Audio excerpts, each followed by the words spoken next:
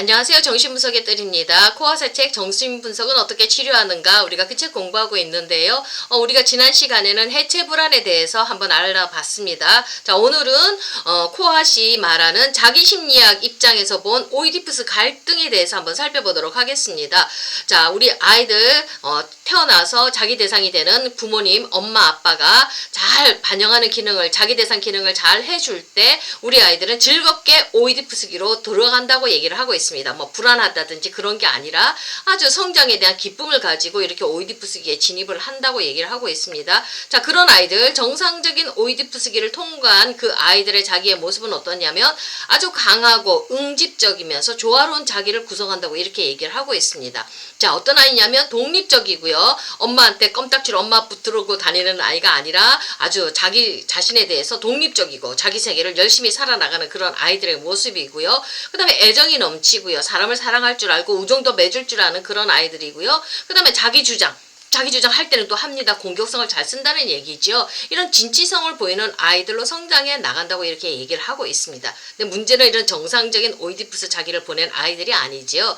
우리 대부분은 비정상적인 오이디푸스 시기를 보낸 사람들이 우리 임상 현장에 내담자로 찾아오지 않습니까? 자, 이렇게 비정상적으로 오이디푸스기 자기를 구성한 사람들은 보면요. 자기의 그 아이의 애정과 자기 주장이 부모로부터 공감적인 긍정적인 거울 반응을 받지 못했기 때문에 이렇게 비정상적인 오이디푸스기 그런 특성을 보인다고 얘기를 하고 있습니다.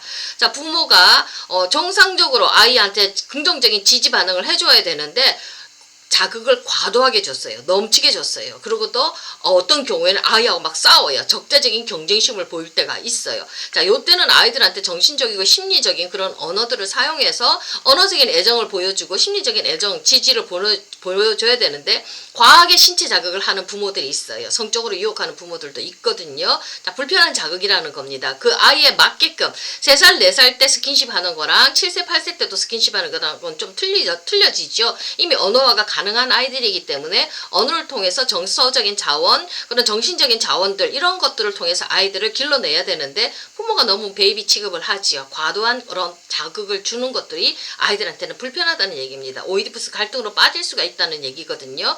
자, 그리고 또 이 아이들 자기 주장을 우리 부모님들이 유아틱에서 이걸 잘 받아내지를 못해요. 애하고 싸우는 거예요. 아이의 건강한 자기 주장에 대해서 조금 같이 언어화 시키면서 토론도 하면서 그 다음에 아이가 생각을 잘 발달시켜 나갈 수 있도록 이렇게 자기 주장을 펼칠 수 있도록 해줘야 되는데 그냥 그걸 꺾어버리는 거예요. 버르장머리 없다고. 이제 이렇게 될 때 파편화되고 허약해지고 부조화 상태에 빠지면서 오이디푸스 갈등으로 오이디푸스 컴플렉스 그 신경증으로 들어간다고 이렇게 코아시 얘기를 하고 있습니다. 자, 이 부모가 굉장히 중요하죠. 자기 대상인 부모가. 자, 부모의 이런 불완전한 반응은요, 이렇게 공공연하게 행해지기도 하고요. 직접적인 행동으로 나타나기도 하고요. 또 언어로 표현되어지기도 하고요. 부정적인 말, 아이를 무시하는 말들, 그런 아이들, 그 아이의 말을 막아버리는 거. 부모의 권위로, 어른의 권위로, 어린 게 뭘 안다고 이러면서 그 아이의 건강한 자기주장을 막아버리지 않습니까? 이렇게 언어로 표현되거나 또 금지나 또 이렇게 말 안 듣는다고 엄마가 금지하거나 거부하거나 철수해버리죠. 사랑을 주지 않지 않습니까? 이런 반응들을 보이기 시작할 때 이런 것들이 아이들한테 치명적으로 손상을 입힌다는 얘기죠. 자, 부모의 병리적인 반응으로 인해서 아이의 자기는요, 이 거울 반영으로 든든하게 지증해줘야 되는데 이 엄마가 자기 대상의 기능들을 부모들을 못하니까 이 아이의 자기가 모아지지를 못하는 거예요. 심리적으로 튼튼하게 자라지를 못하는 거예요. 그래서 응집성이 있는 게 아니라 파편화되어 버려요. 그리고 허약해지고 조화가 깨져요. 나약한 심리를 가진다는 얘기예요. 나약한 정신세계를 가진다는 얘기거든요. 자, 이렇게 될 뿐만 아니라 이게 정상적인 비성적인 애정, 우정을 가지고 사람을 좋아하는 거 이런 거 비성적인 애정을 가져야 되는데 이게 안 되는 거예요. 아주 그리고 또 비적대적이고 파괴적인 자기주장 이렇게 정상적인 자기주장을 펼쳐야 되는 때인데 이게 그냥 성적으로 돼버리고 아주 적대적인 성격, 공격적인 성격, 파괴적인 성격을 띠게 되어버리죠. 변질된다는 거 얘기입니다. 자, 건강한 오이디푸스기가 해체된 후에 아이에게 나타나는 성적 및 파괴적 목적은요. 이렇게 막 성적으로 잘못되어진다든지 엄마한테 막 과도하게 집착하고 매달리고 아니면 엄마하고 관계를 맺지 않고 철수해버리고 사람하고 관계 맺지 않는 이런 것들 있잖아요. 이런 행동들 이렇게 하는 거라든지 그 다음에 아이가 막 그냥 떼부린다든지 공격적으로 파괴적으로 이런 행동을 한다는 거는 지 나름대로 파편화된 자기를 재구성하려는 그런 몸부림치는 그런 시도라고 이렇게 말을 하고 있습니다. 자, 이런 막 자기가 딴에는 재구성하려고 자기 자신을 재구성하려고 몸부림치는데 이 최종적인 결과가 좋지를 않죠. 병리적 오이디푸스 컴플렉스 증상을 보이는 겁니다. 자기 딴에는 살려고 재구성하는데 이렇게 나쁜 결과를 맺게 된다는 거지요. 그만큼 부모님이 어떻게 그 아이에게 지지해주고 반영해주고 공감해주고 이상화 대상이 되어주는가 자기 대상이 되어주는가 이 초기 7, 8세 이전에는 그게 굉장히 중요하다는 얘기입니다. 아이의 핵을 만들고 그 다음에 아이의 자기다움을 만드는 거는 이 부모님이 해주는 이 공감 어린 지지와 반응이 공감 어린 행동들이 우리 아이를 그렇게 만들어낼 수가 있는데 그렇게 되지 못할 때 아이들에게는 여러 가지 증상들이 이렇게 오이디푸스 갈등들이 나온다고 이렇게 얘기를 합니다. 그러니까 부모가 자기 대상 기능을 제대로 못했기 때문에 이렇게 오이디푸스 갈등이 나온다고 이렇게 코앗은 얘기를 하고 있습니다.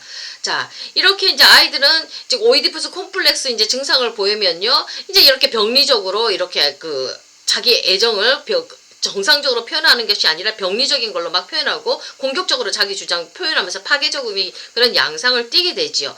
자, 이렇게 돼서 이런 사람들은 응집적 자기가 이렇게 지속적으로 발달하는 대신에요, 이제 파편화되죠. 그래서 어떻게 하냐면 평생을 사랑보다는 온전한 사람을 사랑하고 좋아하는 이 사랑을 나타내는 것보다는 파편화된 그런 애정을 보여야 돼요. 그냥 잘못된 성적 환상에 맞춰서 성에 대해서 사랑에 대해서 좀 부정적인 관념들 잘못된 그런 행동들을 보이기 시작하고 매달리고 그 다음에 아주 멀리한다든지 이런 극단적인 양상들을 보이게 되는 거죠. 자기 주장보다는 그러니까 자기 주장의 그런 파편 잘못된 것들에 대해서 어떻게 하냐면은 이가 막 그냥 내 주장을 강하게 펼치기 위해서 다른 사람들을 공격하는 것까지 그냥 자기 주장에 반대로 돼서 정상적인 자기 주장이 아니라 막 공격적으로 파괴하고 막 그런 관계가 파탄나는 그런 것 쪽으로 자기 주장들을 강하게 부정적인 방법으로 펼쳐내죠. 이렇게 파편화된다는 얘기예요.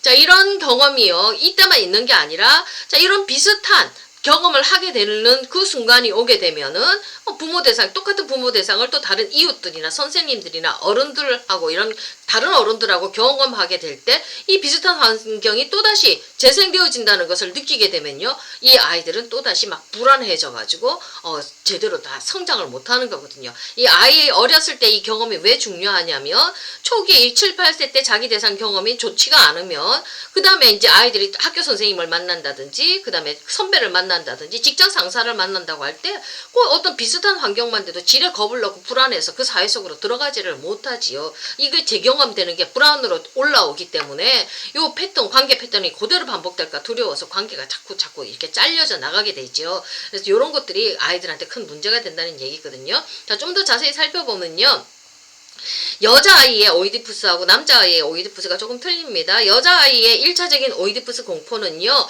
애정과 인정, 딸이라는 것, 고추가 없지만은 그 딸을 존재적으로 인정해주고 사랑해주고 그 다음에 이런 따뜻하게 애정을 보여주고 존재적으로 받아주는 그런 아빠, 그런 공감을 주는 그런 아빠가 아니고 그냥 성적으로 그냥 정신적인 자원은 주지 않고 심리적인 애정은 주지 않고 그냥 성적으로 스킨십만 열심히 하는 거예요.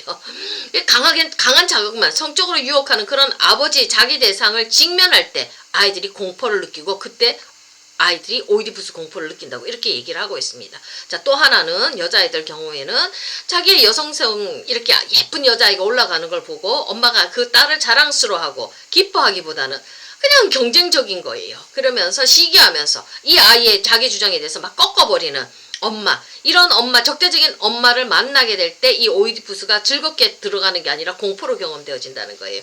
아이의 성장, 여성다움을 발현하는 그 여자다움이 올라오는 그 성장에 대해서 우리 아빠가 정신적으로 인정해주고 엄마가 이 아이를 자기 주장에 대해서 우리 엄마가 이렇게 공감 어린 반응을 해줄 때만이 여자아이들은 여자로서의 자기의 정체성을 가지면서 잘 성장해 나갈 수가 있는데 여기서 삐그덕해버리면 아이가 자신의 여성다움에 대해서 열등감을 가지게 되는 거예요. 자, 이렇게 오이디푸스 공포의 불안에 이렇게 사로잡혀서 여자로서 내가 고추가 없는 거에 대한 그런 여성으로서의 자기 여성성에 대해서 자랑스러워하지 못하고 그냥 남근 선망을 하게 되면서 이렇게 자라가게 되는 거거든요. 자기의 여성다움을 제대로 수용하지를 못하는 채로 이렇게 아이들이 크게 된다는 얘기입니다. 자, 남자아이는 조금 더 반대입니다. 자, 남자아이의 1차적인 오이디푸스 공포는요. 자, 너가 남자다워 참 멋있어 이렇게 하면서 애정과 인정, 언어로 이 아이에게 사랑을 보내고 인정을 주고 공감해 주기보다는 그냥 육체적으로 스킨십적으로 그냥 크르르 웃는 있잖아요. 말초적인 자극만 보내는 이렇게 성적으로 유혹하는 어머니 자기 대상을 만나게 되는 직면하게 되는 그 공포를 느낄 때 아이들과 오이디푸스 콤플렉스 불안을 느낀다는 얘기입니다. 성장함에 따라 언어로 이 아이에게 정신적이고 심리적인 지지와 긍정을 보내줘야 되는데 여전히 육체적으로 그 아이를 자극하기만 하는 그 엄마를 만날 때 이 아이들이 불안하다는 얘기입니다. 자, 그리고 또 이 아이가 남자로 커나가는 거에 대해서 자랑스러워하고 아들됨에 대해서 기뻐하고 인정해주는 그 아빠가 아니라 그 아이에게 싸워요. 같이 경쟁해요. 아이하고 같이 경쟁하고 막 적대적이에요. 아이 잘하는 거 말 꺾어버리고 그냥 아버지의 권위로 짓눌러버리는 거예요. 힘으로 눌러버리고 그런 아버지를 만나게 될 때 우리 아이들이 오이디푸스 이렇게 공포를 느낀다는 겁니다. 병리적인 걸로 이렇게 들어간다는 겁니다. 그러니까 결론적으로 뭐예요? 부모가 아이를 커나가는 아이를 인정해주고 그 다음에 지지해주고 공감해줄 때 우리 아이들은 오이디푸스 불안 없이 잘 넘어갈 수 있다고 이렇게 코앗은 보고 있거든요. 자, 그렇다면 문제가 뭐냐면 이 모든 잘못이 부모 잘못이냐는 겁니다. 내가 잘못 잘한 게 내가 지금 어떤 심리적인 병인을 앓고 있는 게 이게 전부 다 부모 잘못이냐는 겁니다. 이게 엄마 아빠 잘못이냐는 겁니다. 그것은 아니라는 얘기죠. 우리 엄마 아버지도 그분만의 잘못은 아니고 그렇게 된 때는 병리적인 문제를 보일 때에는 그 전에 그들이 경험했던 환경 자체 때문에 불안전한 환경 자체 때문에 그분들도 그런 모습들을 보인다는 겁니다. 그러니까 너무 미워하지 말고 원망하고 불평하지 말고 그런 얘기예요. 그분들도 따지고 보면 환경의 희생자였다는 겁니다. 자, 그러면서 우리 코앗이 뭐라고 얘기하냐면 우리 엄마 아버지는 불완전한 존재죠. 우리들의 자기 대상은 완벽한 존재가 아닙니다. 항상 실패하고 불완전한데 그래도 우리가 살아나갈 수가 있는 거는 우리가 이런 최적의 좌절을 겪어낼 때 우리 부모님들 실패하잖아요. 우리 내면에는 이것을 겪어낼 수 있고 이겨낼 수 있는 변형 내재화될 수 변형적 내재화를 이룰 수 있고 창조적인 변화를 이룰 수 있는 그 안에 우리의 인간성을 지탱해 줄 수 있는 힘이 있다는 얘기입니다. 이것이 우리 삶에 있어서 굉장히 중요한 그런 본질이라고 이렇게 얘기를 하고 있습니다. 그러니까 완벽한 부모 밑에서 완벽하게 살아가지 않아도 되는 것은 불완전한 부모가 우리에게 불완전한 자기 대상의 역할을 해주지만 실패가 있을 수밖에 없지만 우리 자체 각자 안에는 그 실패를 딛고 일어설 수 있는 그런 내재화된 기능, 변형적 내재화를 이룰 수 있는 기능, 그 다음에 창조적인 변화를 이룰 수 있는 기능, 이것이 우리한테 있다는 겁니다.